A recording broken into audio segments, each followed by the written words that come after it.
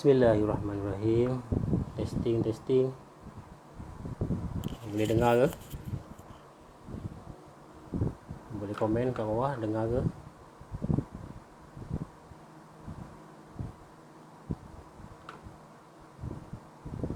Komen kat bawah, dengar ke?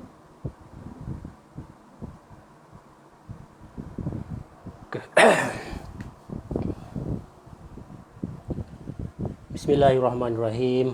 Alhamdulillahirrabbilalamin. Wassalatu wassalamu ala ashrafil anbiya'i wal mursalin wa ala alihi wa sahbihi ajma'in. Rabbi israh li sadri wa yassir li amri wahlul 'uqdatam min lisani yafqahu qawli.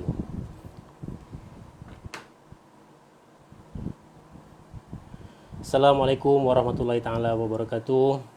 Apa khabar tuan-tuan dan puan, sidang hadirin, para penonton FB Live Masjid Kota Damansara. So malam ni insya-Allah akan bersama saya Muhammad Syakur bin Sulaiman dari Lembaga Zakat Selangor. So kita akan berkongsi sedikitlah, orang kata apa yang saya ada kita akan kongsikan, dan mungkin tuan-tuan dan puan pun ada yang sudah maklum bila kata Lembaga Zakat Selangor. So ini mesti kita kata tak lari daripada nak cerita zakat lah ni. Itu sudah tentu, tapi insya-Allah so kita akan berkongsi berbagai-bagai lagi cerita insya-Allah. Okey, tuan-tuan dan puan, so macam mana? Alhamdulillah, untuk meneruskan majlis kita pada malam ni insya-Allah, marilah sama-sama kita mulakan dengan umul kitab. Al-Fatihah. Auzubillahi minasyaitonirrajim. Bismillahirrahmanirrahim. Alhamdulillahirabbil alamin arrahmanir rahim maliki yaumiddin. Iyyaka na'budu wa iyyaka nasta'in. Shiratal mustaqim. Shiratal ladzina an'amta 'alaihim ghairil maghdubi 'alaihim waladdallin. Amin amin ya rabbal alamin. Allahumma shalli ala sayyidina Muhammad wa ala ali sayyidina Muhammad. Allahumma shalli ala sayyidina Muhammad wa ala ali sayyidina Muhammad. Alhamdulillah, tuan-tuan dan puan, sidang penonton yang dirahmati Allah.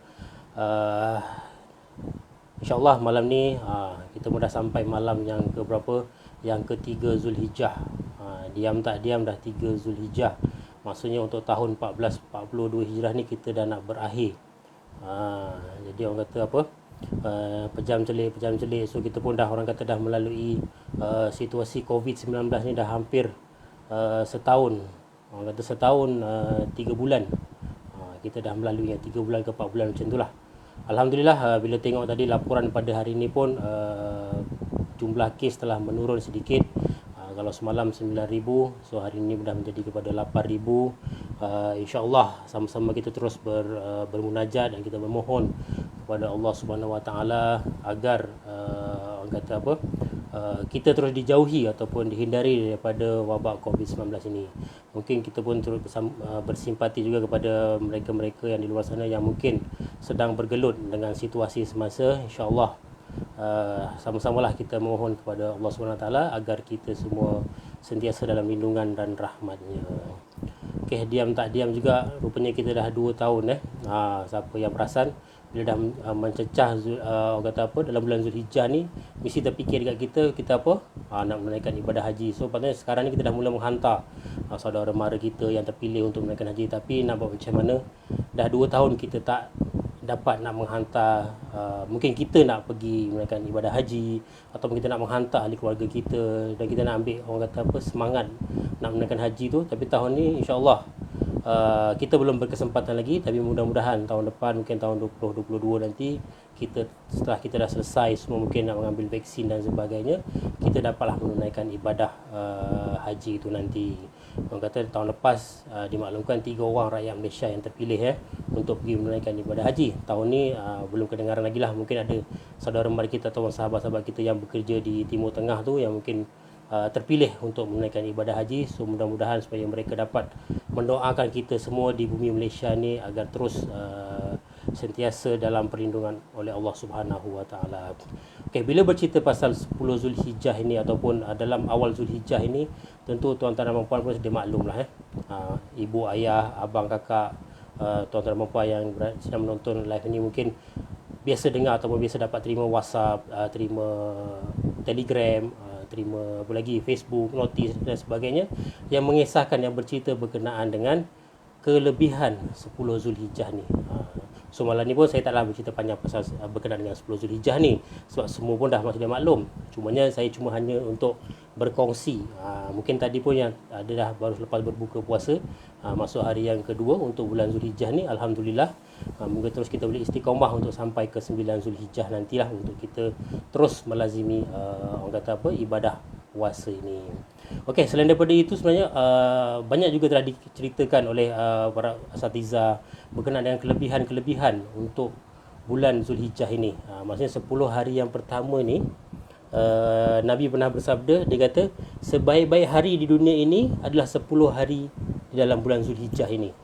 Maksudnya kalau kita tengok dalam apa dipanggil, dalam kalender Hijri tu, kita ada lebih kurang 354 hari atau 355 hari, dan kalau ikut bulan Masihi dah tentulah 366 atau 365 hari. Tapi bila sebab kita lagi bercerita dalam bulan Hijri, sebenarnya ada 354 atau 355 hari, tetapi ada 10 hari di dalam bulan Hijri itu ada kelebihannya yang Allah telah janjikan, bermacam-macam kelebihan. Dalam orang kata apa, dalam ibadah dalam 10 awal Zulhijjah ni bermacam-macam Allah telah janjikan. Sebab tu untunglah kita sebagai umat Islam yang orang kata lahir dalam Islam, semoga terus boleh istiqamah dalam mengharungi kehidupan kita sebagai seorang muslim.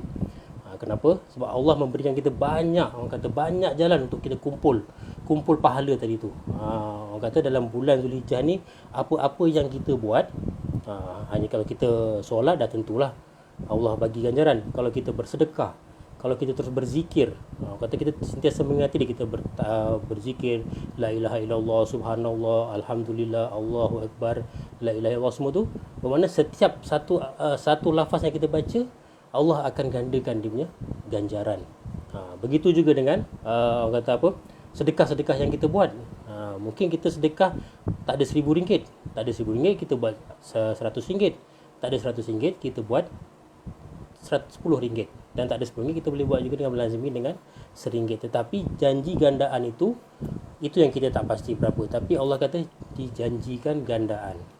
Ada setengah riwayat mengatakan gandaan itu mencecah hingga ke 700 kali ganda setiap amalan. Itu sedekah. Zikir tadi dah tentu. Lepas tu solat dah tentu kita buat. Dan seterusnya apa lagi? Baca Quran. Itu pun amat digalakkan. Sebab dalam bulan Zulhijjah ni ataupun dalam bulan-bulan lain pun memang kita digalakkan untuk membaca Al-Quran. Kalau kata bacalah walaupun hanya sepotong ayat ataupun satu ayat.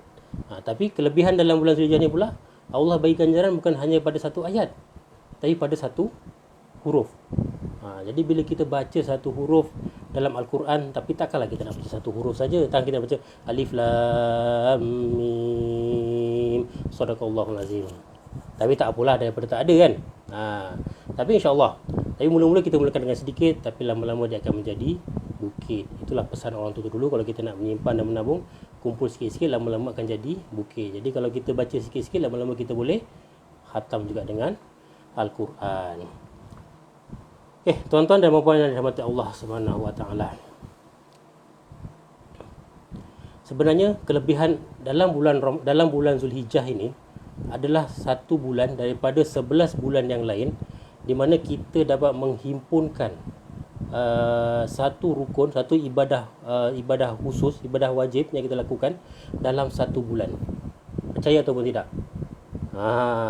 Kenapa saya berkata begitu? Sebabnya dalam bulan Zulhijjah inilah, dekat situlah memang solat dah ada, tiap-tiap bulan pun ada solat. Lepas tu apa? Mengucap dah tentulah, tiap-tiap bulan kita pun mengucap, tiap-tiap hari pun kita mengucap. Seterusnya apa? Zakat. Zakat, kalau zakat fitrah hanya ada pada bulan Ramadan. So seterusnya kalau dengan bulan-bulan yang lain, apa lagi? Zakat dah, puasa. Puasa pun dalam bulan Ramadan. Mana zakat fitrah dan zakat dan puasa dalam bulan Ramadan kita baru jumpa. Dalam bulan Muharram tak ada jumpa. Dalam bulan Muharram kita hanya ada puasa-puasa sunat.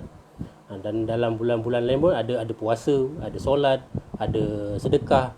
Tapi dalam bulan lain tak ada haji, tak ada ibadah kurban. Yang bulan-bulan lain kita banyak berkorban je lah, dengan macam-macam pengorbanan yang kita buat. Tapi dalam bulan Zulhijjah inilah orang kata cukupnya 5 rukun tadi tu.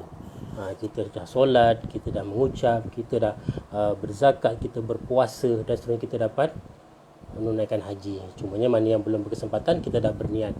Tapi walaupun kita tak, orang kata apa, tidak dapat menunaikan haji, tetapi masih lagi banyak amalan-amalan yang kita boleh lakukan dalam bulan Zulhijjah ini. Umpamanya tadi berpuasa daripada 1 Zulhijjah sampai ke 9 Zulhijjah.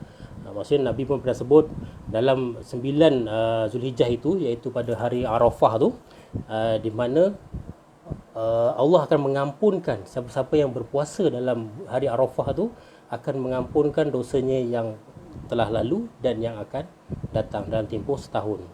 Maksudnya tahun ini, contoh tahun 2000, tahun 1442 Hijrah dan tahun 1443 Hijrah nanti, insya-Allah. Ini sebagai perkongsian sajalah sebelum kita masuk ke cerita kita pada malam ini, insya-Allah. Okey, tuan-tuan dan puan. So macam mana tadi buka puasa apa hari ni, insya-Allah.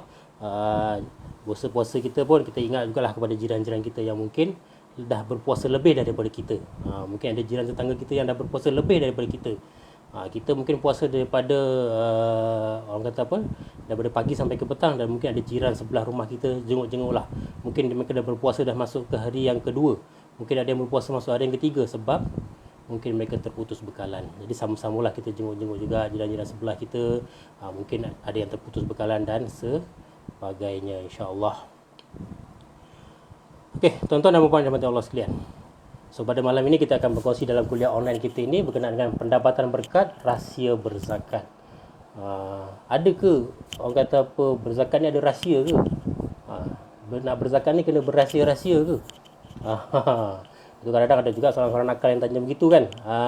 Tapi tak apa. So maksudnya malam ni kita akan bercerita sikit berkenaan dengan pendapatan. Apa itu pendapatan? So apakah yang dikategorikan sebagai pendapatan? So malam ni mungkin saya berkongsi ada sedikit teknikal lah. Mungkin dari segi orang kata ibadah dan amal yang lain, tuan-tuan dan puan mungkin dah dengar perkongsian daripada penceramah-penceramah lain ataupun asatizah yang lain, ataupun boleh tengok dekat YouTube dan sebagainya. Tapi malam ni saya nak berkongsikan sedikit, mungkin ada sedikit teknikal berkenaan dengan zakat nanti dekat hujung nanti, insya-Allah.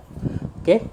So bila bercerita pasal pendapatan tadi, pendapatan ini adalah apa-apa yang diperolehi oleh individu itu dengan cara yang halal. Macam mana tu? Maksudnya kita bekerja, kita makan gaji, kita berniaga, kita orang kata apa, kita buat berniaga online. Itu juga dikira sebagai pendapatan-pendapatan kita. Tapi ada juga pendapatan-pendapatan mereka yang di luar sana, tapi mungkin dengan cara yang tak betul. Contohnya yang jadi scammer, yang suka ambil duit orang, call orang kata ni tak bayar apa semua, tapi rupanya scammer.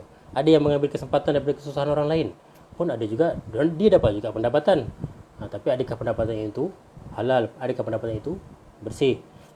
Cuba pada malam ni kita nak tengok juga apa dia punya dipanggil apa, kategori-kategori pendapatan yang ada, yang biasa mungkin kita pernah dengar tapi kita tak perasan. Oh, ini rupanya aku pun tergolong dalam ni kau dia. Aku tergolong juga aku dalam kategori ni rupanya.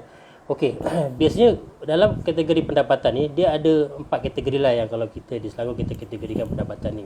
Yang pertama adalah hasil penggajian tadi tu.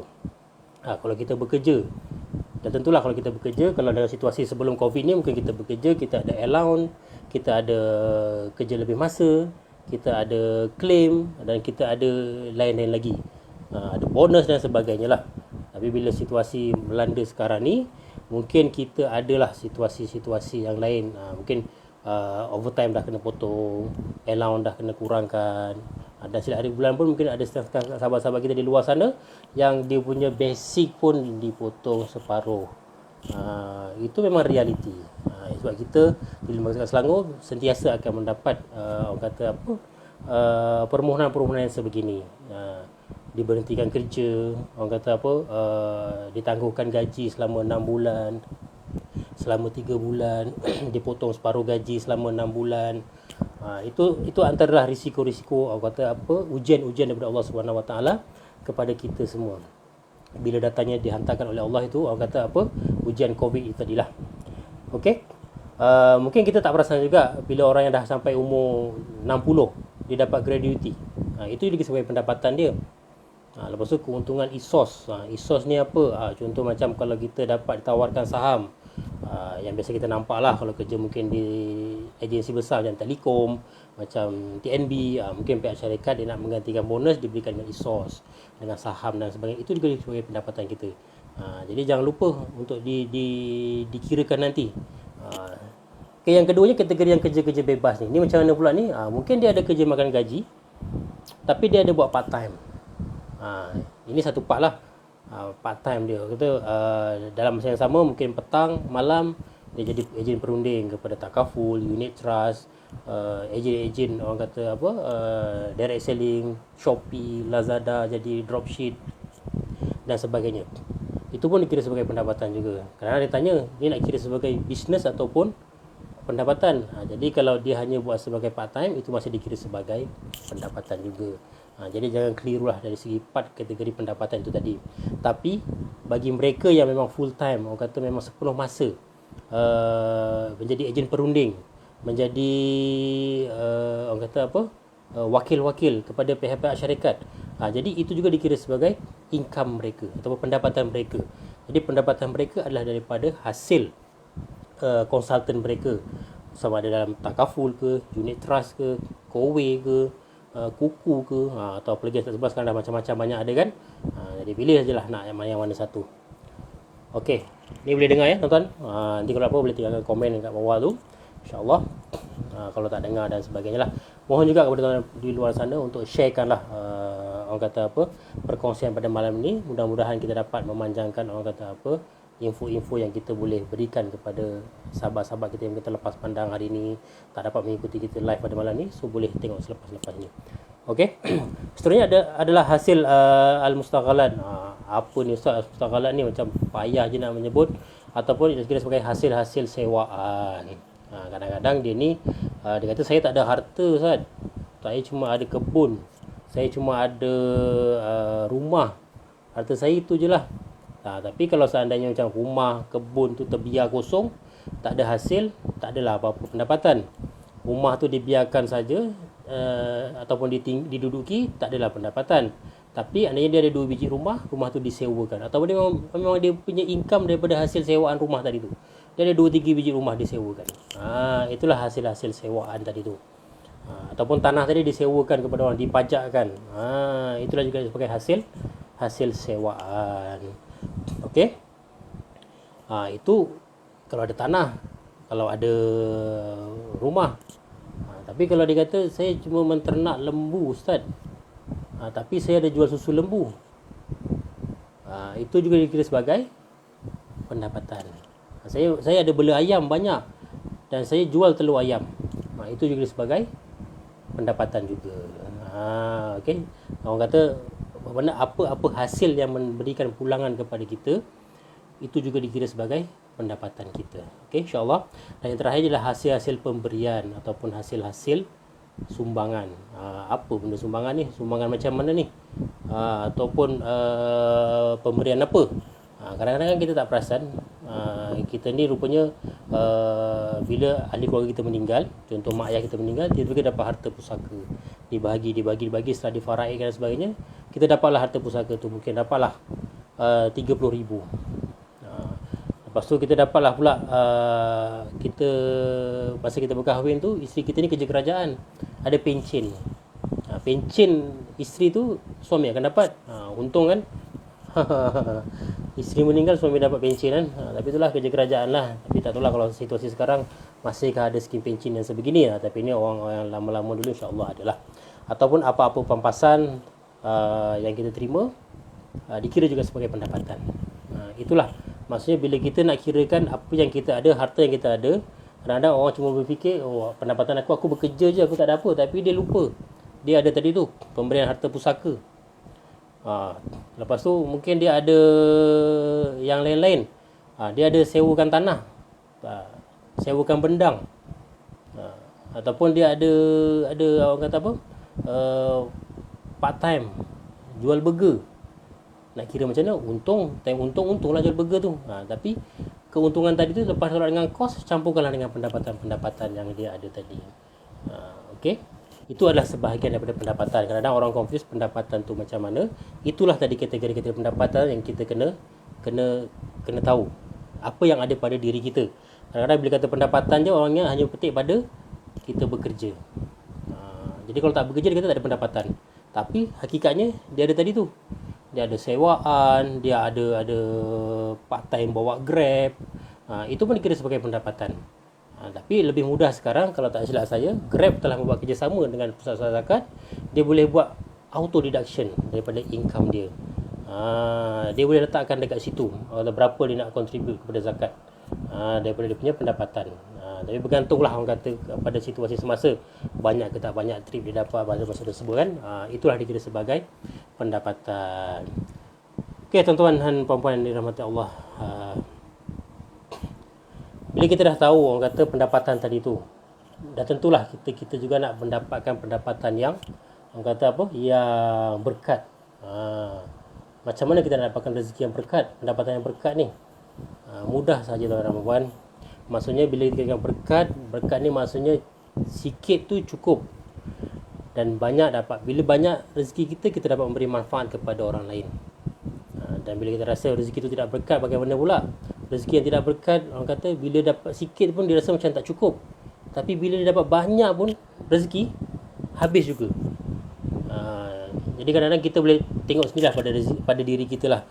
Kategori mana rezeki yang kita perolehi tadi tu. Adakah rezeki yang kita perolehi tadi tu memberi keberkatan kepada kita ataupun tidak. Kadang-kadang kita rasa macam rezeki tu milik kita, tetapi kadang-kadang kita tak perasan rezeki tu kadang-kadang bukan milik kita. Itu sebagai peringatan lah kepada diri saya yang menyampaikan dan kepada tuan-tuan dan puan yang di luar sana yang sedang mengikuti kita punya perkongsian pada malam ini. Okey, tuan-tuan dan puan, di sini saya nak berkongsikan satu cerita lah berkenaan dengan keberkatan ni. Saya menyertai zakat pada tahun 2009. 2 bulan saya menyertai zakat, saya telah ditugaskan di kaunter di Shah Alam, di Ibu Pejabat. Bila mana saya sedang bertugas tu, saya telah didatangi oleh seorang pembayar. Sekarang bila dia datang tu kita tahu pembayar lah, tapi sebelum tu masa dia datang tu, bila tengok situasi dia tu, kita pun kena terfikir-fikir. Biasalah bila kita di kaunter ni, sifat manusia tu biasa, kita akan terfikir, ini pembayar ke pemohon, pembayar ke pemohon. Sebab Lembaga Zakat Selangor adalah institusi yang diamanahkan untuk mengutip dan mengagihkan zakat. So kadang kita terpaksa freekan mind, kita kata okey lah ni mungkin pembayar zakat. So betul, dia datang tetapi dalam keadaan yang kusut masai. So bila dia tanya, ya cik boleh saya bantu? So dia kata, cik saya nak bayar zakat, boleh tak kirakan zakat pendapatan saya? Okay, kita tanyalah, cik kerja apa? Okey, saya berniaga restoran. Buat apa? Nasi biryani, dia kata. Okey, kita kirakan lah. Bila saya kira, cik kena bayar zakat sebanyak RM400. Oh iya ke? Tapi bila saya tengok daripada riak muka dia tu, dia rasa macam, oh iya ke, nak bayar ke tak bayar? Mungkin lah. Tiba-tiba dia keluarkan wallet dia tunjuk kat saya. Cik, saya cuma ada RM100 cik. Macam mana ya? Jadi kat situlah sifat kita sebagai orang kata apa, sebagai manusia mula terasa, tak apalah cik, kalau mungkin cik belum berkemampuan saat ni, cik boleh tangguhkan dulu, nanti bila cik ada rezeki cik tunaikan. So tapi dia kata, tak apa cik, saya dah memang berniat, sebab saya rasa cukup tertekan sekarang ni dengan perniagaan saya. Kadang-kadang bila orang kata saya buka kedai, orang kata saya tak buka kedai. Jadi mungkin biasalah kalau dalam konteks berniaga ni, mungkin tuan-tuan lebih faham lah situasi begini. Okay. So bila mana dia kata, tak apalah cik, saya bayar RM100, tapi macam mana cik nak balik? Tak apalah, insyaAllah lah, saya tawakal je, dia kata. Okay lah, dia pun bayar, saya pun proses bayaran dia. Nanti dia tulis cik ya, berapa baki saya yang saya kena bayar nanti, saya pun tulis lah, baki dia tinggal lagi 300. Okay, tak apa. So dia pun beransur pulang. Yalah, bulan berganti bulan. Tak silap saya lah, dalam 2 ke 3 bulan selepas tu dia datang balik, tapi dalam keadaan yang berbeza lah. So dia tegur saya, cik ingat saya lagi tak? Saya cakap macam perasan, tapi saya tak sure lah cik. Dia kata, saya dah datang itu tadi 3 bulan yang lepas. Cik yang bayar itu tadi ke? Dia kata, ya ni, dia tunjukkan receipt tu. Memang ada kat belakang tu tulis baki zakat dia RM300, dia tunjuk kepada saya. So okey lah cik, so sekarang cik nak bayar baki ke? InsyaAllah saya nak bayar baki. So saya tanyalah, macam mana cik, perniagaan sekarang dah maju ke ataupun dah ada perubahan ke? So dia kata, alhamdulillah cik. Dia kata rupanya lepas dia bayar zakat dengan saya 3 bulan yang lepas, bila dia keluar daripada pejabat zakat tu kalau siapa pernah pergi pejabat zakat di Shah Alam tu, di depan Masjid Negeri kan, dia punya jalan nak masuk ke dalam tu panjang. So Dalam keadaan dia keluar tu, tiba-tiba dia kata saya dapat panggilan daripada sebuah kilang yang menawarkan saya kontrak untuk membekalkan makanan di kilang dia untuk pekerja-pekerja dia selama 3 tahun. So dia kata, oh ya ke? Cakap, alhamdulillah kalau macam tu. Itulah cik, alhamdulillah, nasib baiklah cik bagi tahu saya itu hari. Orang kata zakat ni begini. So alhamdulillah, hari dengan keberkatan yang saya tunaikan itu hari ni saya nak bayar baki ni, dan saya nak bayar lebih lagi dengan lebih. So alhamdulillah, saya kata syukur alhamdulillah dengan apa yang telah diberikan kepada zakat lah. Maksudnya dekat situ dia percaya pada rezeki Allah. Walaupun kalau nak diceritakan pada mula-mula datang tadi tu, memang kita rasa, itulah saya tadi, mula-mula nak terima zakat ke nak bayar zakat. Katakan kita pun mula jadi confused. Sebab dekat situlah duduk yang tadi, bila pengertian berzakat tadi, apa erti zakat tadi adalah, maksudnya zakat berarti bersih, suci, subur dan berkembang. Maksudnya bila kita berzakat tadi tu, dia akan mengembangkan harta-harta yang kita ada dan akan menyuburkan lagi rezeki-rezeki kita. Bermakna bila mana tuan dan tuan-tuan puan di luar sana menunaikan zakat kepada lembaga zakat Selangor, jangan terkejut ya. Kita di zakat Selangor setakat ini kita menanggung lebih kurang ataupun kita menyantuni lebih kurang 58,000 keluarga fakir miskin. Ini tiap-tiap bulan memang kita kena santuni. Itu keluarga, 58,000 lebih ni keluarga. Jadi bila kita pergi kepada orang kata apa, bilangan ahli keluarga, dia boleh mencecah kepada 300,000 orang setiap bulan. Jadi bagaimana kita nak menanggung ataupun nak menampung keperluan tadi ni? Itulah orang kata, dengan yang kepada tuan-tuan yang masih ada rezeki di luar sana, tunaikanlah zakat. Itulah dikata tadi tu, orang kata apa, rahsia berzakat. Bila kita dah kupas rahsia zakat tadi tu, inilah tadi gambaran yang tadi tu. Orang kata kita macam tak percaya. Kita tak percaya dengan rezeki Allah. Tapi bila Allah bagi, dia akan bagi. Sebab tu kita kena percaya, bila Allah bagi rezeki tu, kadang-kadang sama ada dia satu ujian ataupun satu nikmat. Kadang-kadang kita pun kena nilaikan pada diri kita, sebenarnya rezeki yang Allah bagi tu ujian ataupun nikmat kepada kita. Kadang-kadang dia bagi banyak, dia nak uji adakah kita ni ingat ataupun tidak kepada mereka-mereka yang sedang memerlukan. Sebab tu dalam situasi sekarang ni, kadang-kadang bila kita fikir balik, memang COVID ini menekan kepada kita situasi banyak kepada, mungkin ada sahabat-sahabat kita yang tengah diuji. Tetapi kadang-kadang dalam satu konteks lagi, kita kena lihat balik, inilah peluang ataupun mungkin Allah nak tunjuk kepada kita untuk kita ni sebenarnya peka ataupun tidak dengan masyarakat sekeliling kita. Kadang-kadang kita dah menuding orang kata, kenapa zakat tak bantu, kenapa ni tak bantu kan. Tapi tiba-tiba kita sendiri lupa yang jiran sebelah rumah kita ni tak makan rupanya. Kita pun tak pernah tengok pun jiran sebelah rumah kita ni makan ataupun tidak. Sebab tu orang kata bila kita ada rezeki tadi tu, kita kena jenguk-jenguk lah jiran sebelah-sebelah kita. Walaupun tak banyak, mana dalam situasi sekarang ni mungkin kita dah boleh orang kata apa, mengurangkan sedikit kita punya kepada benda-benda yang tidak, bukan keperluan sangat lah. Contoh macam melancong tadi tu. Jadi duit melancong tadi kita boleh sedekahkan kepada orang yang memerlukan. InsyaAllah kalau kita dah banyak memberi, Allah akan ganti balik. Yang kata kita dah spend, aku nak pergi Langkawi ni sepatutnya bulan 6 ni, tapi dah macam mana PKPD pula Selangor. Langkawi PKP je boleh, dah fasa 2 pun. Tapi kita di Selangor ni tak boleh pergi lagi. Makin tinggi kes. Tapi insyaAllah nanti bila semua dah selesai, kita boleh pergi Langkawi. Mungkin boleh pergi Langkawi balik hari. Itulah kata kawan saya, pergi Langkawi balik hari. Okey, insyaAllah. Okey, tuan-tuan dan puan yang dirahmati Allah sekalian tadi.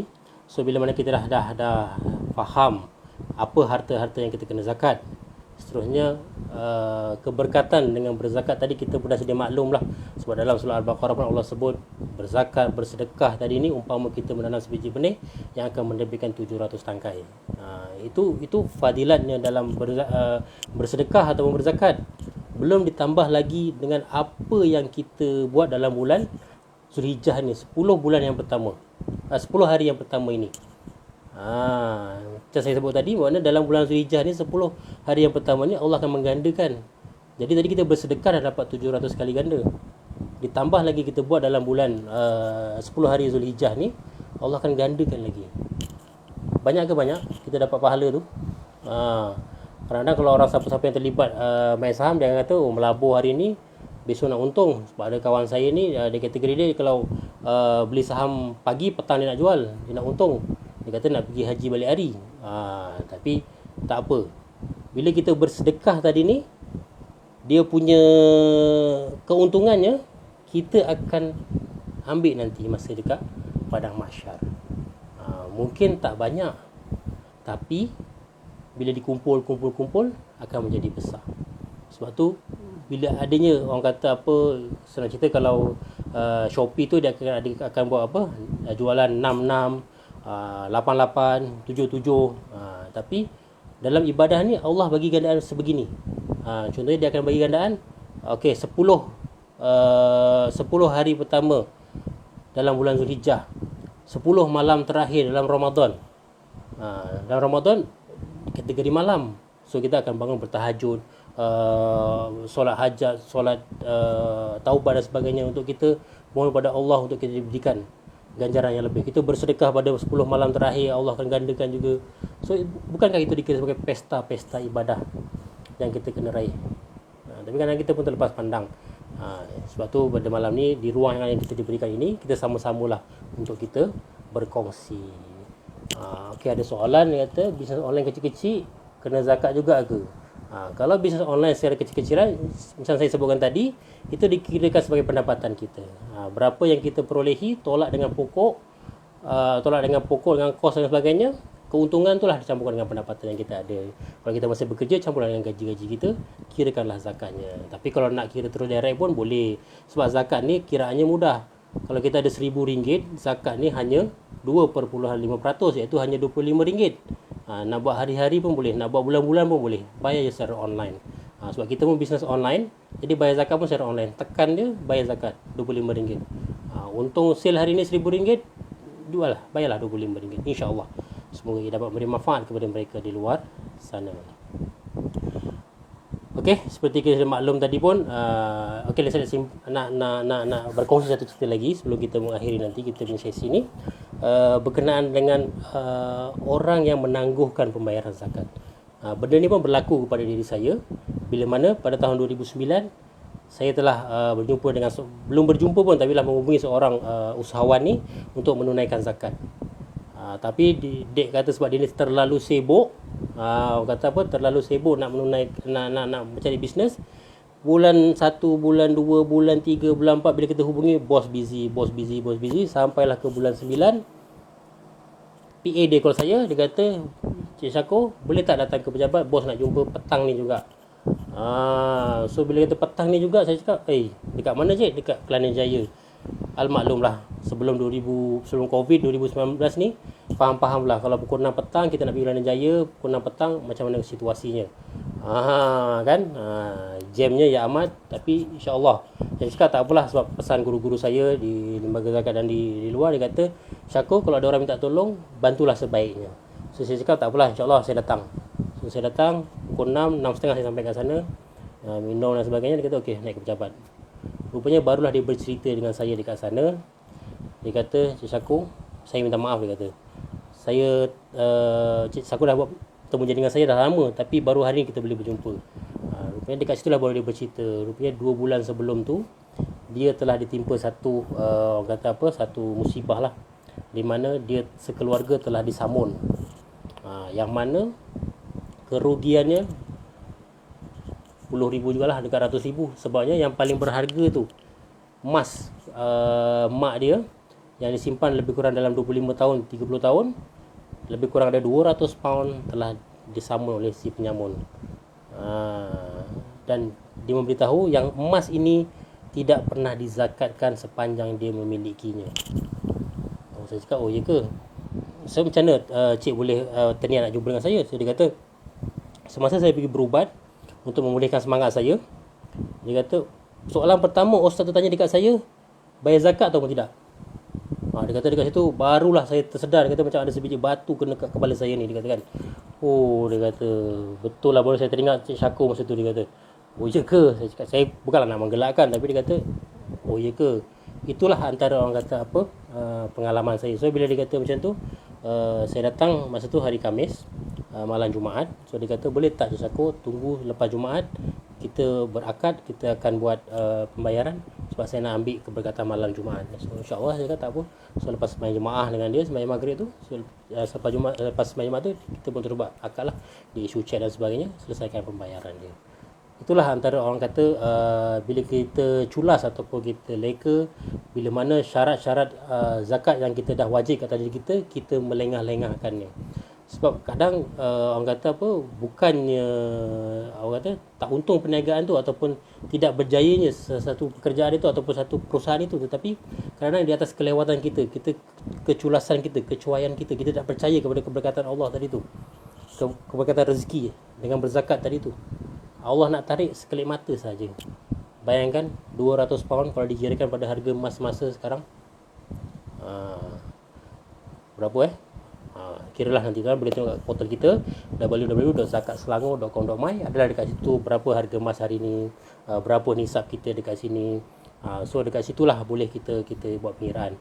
Cuma saya nak kongsi lah kan, masa saya masuk tahun 2009 dulu, emas masa tu baru bernilai dalam 30-40 ringgit je 1 gram. Sebab nisab pada masa tu hanya RM3,000. Dan kalau hari ni bulan Julai hingga Disember ni, nisab dia 19,610, lebih kurang 1 gram RM256 1 kilo, 1 gram emas. RM40 250. Tapi lah, siapa ada rezeki masa simpan lagi, insya-Allah lah sekarang dah boleh jual. Tapi kalau jual nak beli lagi tak tahulah harganya sebagaimana. Okey, tuan-tuan dan rahmati Allah Subhanahu Wa Taala, mungkin kita dah sampai dekat penghujungnya tadi. Bila mana bercerita pasal pendapatan berkat rahsia berzakat, maksudnya kita jangan lupa apa-apa pendapatan yang kita perolehi, kita inginkan keberkatan daripada rezeki kita. Caranya, salah satu caranya adalah dengan berzakat. Zakat itu yang wajib. Jadi bila cukup syarat-syaratnya berzakat, kita ada Islam, merdeka yang sempurna milik, cukup nisab, cukup haul, bermakna kita kena tunaikan zakat dahulu. Lebihan barulah kita tunaikan ibadah-ibadah sunat yang lain, wakafnya, sedekahnya, infaknya. Itu yang lain, itu sunat. Yang wajibnya kita lihat dulu. Tapi jika kita tak layak untuk tunaikan zakat, tak apa, kita berniat, insya-Allah. Kan dalam setiap amalan yang kita lakukan, niat saja Allah dah bagi pahala. Itu baru berniat, belum kita laksanakan, insya-Allah. Jadi bila kita dah tunaikan zakat, insya-Allah kita dah lega. Yang wajib kita dah selesaikan, perbanyakkanlah dengan yang sunat. Banyak jalan-jalan sunat sekarang, macam kita berinfak, kita buat food bank, kita bagi sedekah makanan dan sebagainya. Itu juga jalan-jalan untuk kita meraih keberkatan, insya-Allah. Okey. Di hujungnya ini, saya menyuruh kepada tuan-tuan dan puan yang mana masih mempunyai rezeki, tunaikanlah zakat tu. Zakatnya sebenarnya tak banyak, hanya 2.5%. Macam mana nak kira? Mudah. Kalau nak gunakan perkiraan mudah, berapa harta yang kita ada, kalikan dengan 2.5%. Ataupun kalau kita ada 1,000, bermakna RM25 lah kita punya zakat. Kalau kita ada 10,000, bermakna RM250 lah zakat kita. Dan kalau kita ada 100,000, bermakna RM2,500. Tapi kenapa kita nak bandingkan yang kita nak keluarkan 2,500 ni dengan baki yang masih kita ada tadi tu 97,250 lagi. Sedangkan sedikit, tapi kita kena ingat Allah tengah berpesan, Nabi pun tengah berpesan, jangan sampai harta kita dimakan oleh zakat. Maksudnya kalau kita culas, kita cuai, kadang-kadang harta itu kan habis. Macam tadi itulah, cerita tadi tu. Lambat menunaikan zakat, Allah akan tarik dalam berbagai bentuk. Nampak macam ganas dihantar penyamun tadi tu, tapi di atas kecuaian. Itu baru satu part. Kalau seandainya yang menyedihkan tadi tu, usahawan tadi dia kata, ustaz yang lebih berubah dia berpesan, kenapa tak bayar zakat emas tu? Ingat tak, kalau seandainya masa dalam kes samun tadi tu dia meninggal, apa akan jadi dengan emas yang dicuri tadi tu? Dicuri tu dah tentu jadi milik penyamun, tetapi azab emas tadi yang tak dizakatkan akan menjadi bahan bakar kepada yang memiliki emas tadi tu. Itu yang kita kena ingat. Jangan sampai harta kita tadi tu yang akan membakar kita balik di api neraka bila kita tak tunaikan zakat kita. Okey, tuan-tuan dan puan, di sini saya nak kongsikan sedikit informasi apa yang telah Zakat Selangor buat. Kita ada program Zakat Selangor Peduli, di mana boleh kongsikan ataupun boleh follow ke Facebook kita Lembaga Zakat Selangor untuk tengok ataupun untuk kita kongsikan kepada masyarakat di luar sana, seandainya ada jiran-jiran kita yang terkesan dengan situasi semasa, ada saudara mara kita yang terkesan, syaratnya tinggal di Selangor lah ya. Jangan pula kita sharekan info ni bawa ke negeri luar. Sebabnya zakat ini adalah untuk negeri tersebut. Jadi bila dalam konteks sekarang ni, zakat lah untuk zakat Selangor. Jadi kongsikanlah info-info tadi tu. Maksudnya panjang-panjangkan mana mereka terputus bekalan, makanan dan sebagainya. Boleh layari laman web kita www.zakatselangor.com.my. Dekat situ ada poster kat depan tu, Zakat Peduli Selangor tu, Zakat Selangor Peduli. Dekat situ kita boleh mohon, ajukan kepada mereka untuk memohon dekat situ. Untuk makluman juga, kita memperuntukkan lebih kurang 69.3 juta untuk kita bantu mereka yang berada di luar sana. Itu untuk info kepada agihan. Dan kepada yang masih mempunyai rezeki dan rasa yang mungkin baru tahu pada malam ini, layari juga portal Lembaga Zakat Selangor. Dekat situ ada kalkulator zakat. Boleh masuk dekat situ, nak kira zakat pendapatan, zakat emas, zakat simpanan, zakat saham dan apa segala jenis zakat yang ada dekat situ, boleh buat penyiraan. Dan seterusnya boleh buat pembayaran secara online. Boleh juga layari kita punya website kita untuk bayar di fpx.zakatselangor.com.my. Maksudnya boleh bayar dengan apa bank pun kita boleh bayar. Sebenarnya sekarang semua di hujung jari, tak ada isu nak bayar dekat mana.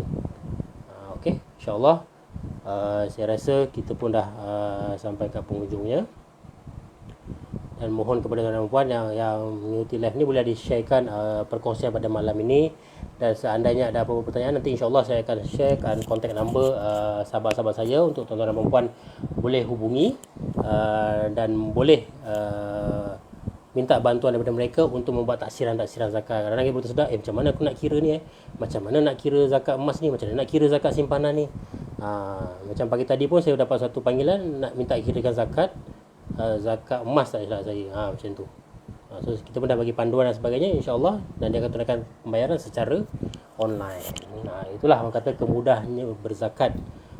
Dan untuk memohon zakat juga sekarang, untuk makluman semua, kita juga boleh memohon secara online. Tapi yang penting, pesan saya dekat sini, untuk permohonan secara online ni, saya nasihatkan kepada tuan-tuan dan puan, baca dulu panduan-panduan yang diberikan. Contoh, untuk memohon permohonan terputus bekalan sara hidup, lengkapkan dokumen-dokumen dahulu yang diperlukan, dan seterusnya barulah masuk login untuk buat permohonan secara online. Jadi mudah untuk sekali perjalanan sahaja. Kerana kita dah masuk tapi tiba-tiba alamak dokumen ni tak ada. Memang orang kata kenapa susah sangat nak mohon zakat ni? Ya, betul. Sebenarnya kita bukanlah menyusahkan, tetapi kita perlukan data yang cukup untuk kita bantu. Mungkin dia rasa mohon secara suka-suka, dia kata memang mungkin dapat, tapi sebenarnya kita boleh bantu dia lebih lagi. Tapi sebab maklumat yang diberikan tu tak cukup, jadi kita bagi takat tu je lah. Lepas tu dia akan bising balik, kenapalah bantu ni je, tak ada bagian ni. Dah maklumat pun tak lengkap, macam mana kita nak bantu yang lain-lain? Itulah keperluannya. Sebab kita ni, Zakat Selangor ni, kita adalah satu badan yang berautoriti, orang kata yang diamanahkan untuk melaksanakan agihannya secara telus. Jadi insyaAllah, sebelum kita tutup, tak ada pembayar zakat, tak dapalah kita nak agihkan zakat. Pegang pada situ, tak ada pembayar zakat, tak adalah agihan zakat. Jadi kepada tuan-tuan dan puan yang berada di luar sana, tunaikanlah zakat untuk membantu 8 asnaf yang memerlukan. So sesungguhnya apa yang saya sampaikan pada malam ini, segala kebaikan daripada Allah Subhanahu Wa Taala, dan kekurangan dalam penyampaian saya mohon maaf di atas kelemahan diri saya sendiri. So kita akhiri majlis kita, perkongsian kita pada malam ini dengan tasbih kafarah dan surah Al-Asr. Subhanallah. Bismillahirrahmanirrahim. Wal-'asr. Illal ladzina amanu wattawasaw. InsyaAllah, terima kasih kepada Masjid Kota Damansara di atas ruang dan peluang yang diberikan pada malam ini untuk kita berkongsi informasi berkenaan dengan zakat. InsyaAllah, kalau datang ke Kota Damansara pun, Masjid Kota Damansara ada kaunter zakat di luar sana. Jangan lupa boleh singgah. Cuma dalam situasi sekarang, kaunter kita semua tengah tutup. Tak dapat beroperasi sebab kita mematuhi PKPD di Selangor. So nanti saya akan tinggalkan contact number sahabat-sahabat kita untuk berurusan, insyaAllah. So hari itu, wabillahi taufiq wal hidayah. Wassalamualaikum warahmatullahi taala wabarakatuh.